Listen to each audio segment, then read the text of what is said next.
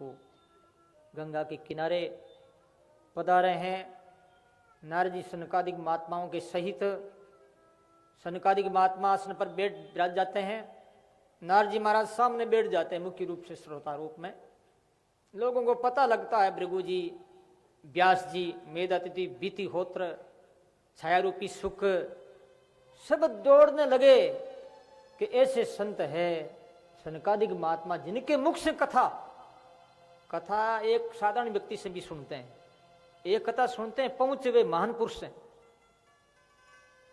जैसा कि पहले श्रद्धेय श्री सत्यानंद जी महाराज साहब ने कहा था कि एक कथा सुनते हैं साधारण व्यक्ति से, एक सुनते हैं श्रोत्रिय ब्रह्मनिष्ठ महापुरुष के मुख से।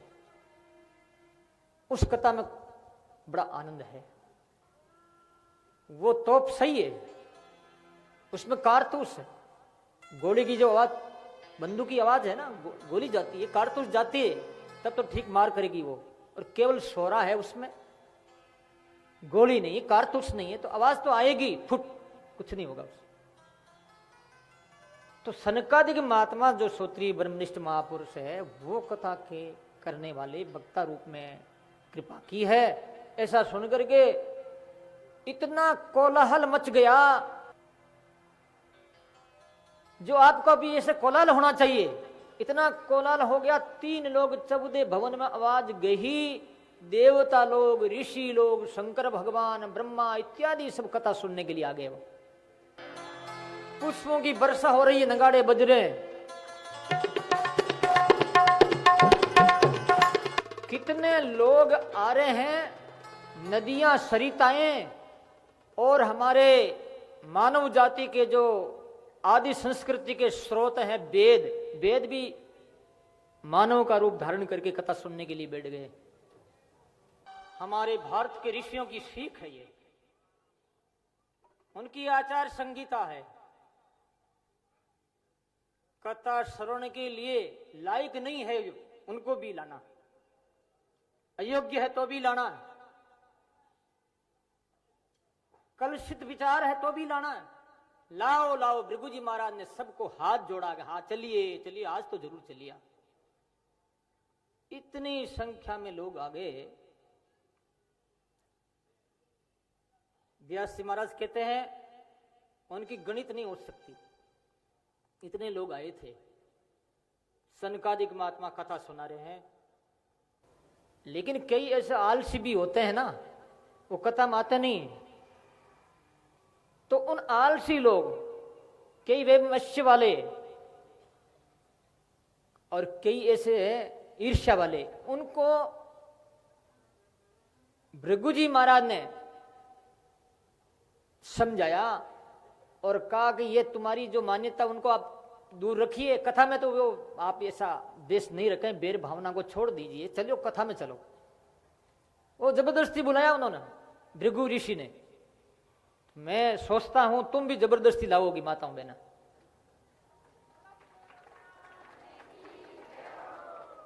जबरदस्ती भी होनी चाहिए किस काम में? भगवत कथा। उनको जबरदस्ती खींच खींच के लाइए, पाप नहीं लगेगा, पुण्य होगा। चल हमारे साथ। बुढ़िया कहती चल नहीं सकती, पैर दुखे, खंधे पर बैठ मेरे, और क्या। मैं बुढ़िया कथा सुन तू चल।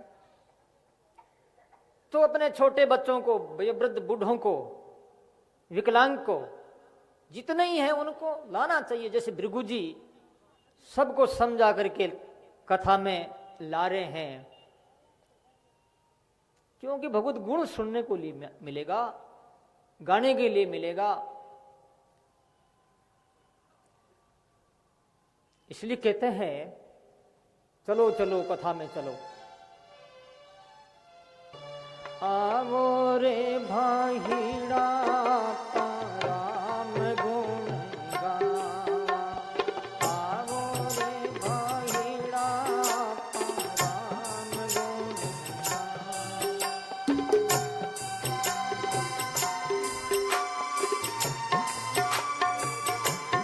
आपा तीरे जावा, आपा राम गुण गावा, आवो रे भाईड़ा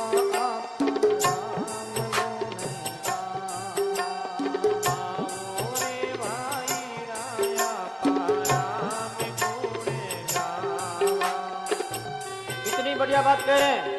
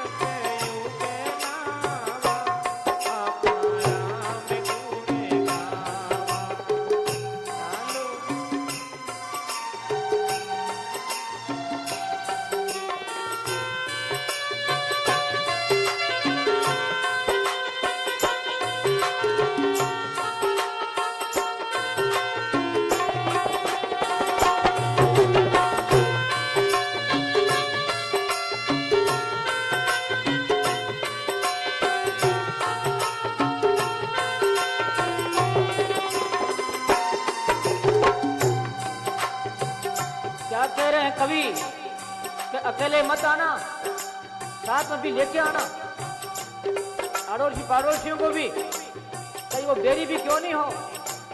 जब कथा होती तो बेर को छोड़ दीजिए और उनको मित्रवत व्यवहार करते हुए प्यार से लाइए।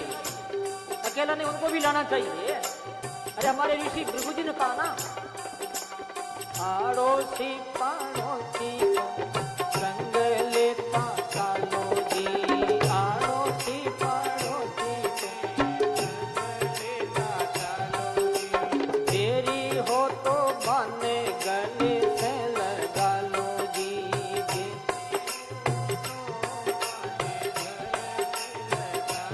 तेरी हो तो बने गले से लगा लो जी।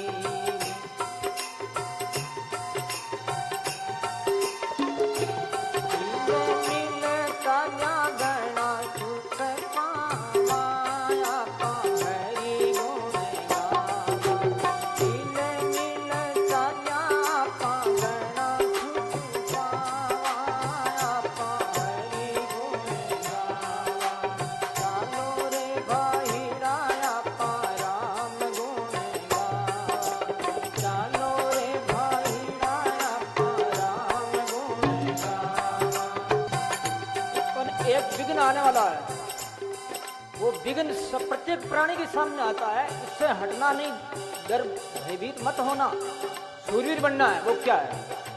नींदड़ली फिरे आडी कर ल्यूं बिगाड़ा, नींदड़ली फिरे आडी करे ना बिगाड़ा, आते सुख भोग तो भी पाता न पधारो,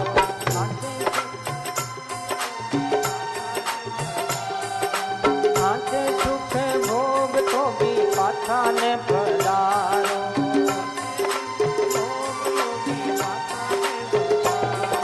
पाता फिर गणा पीसता में तो राम गुण गावा, पाता फिर आपा गणा पीता आपा हरि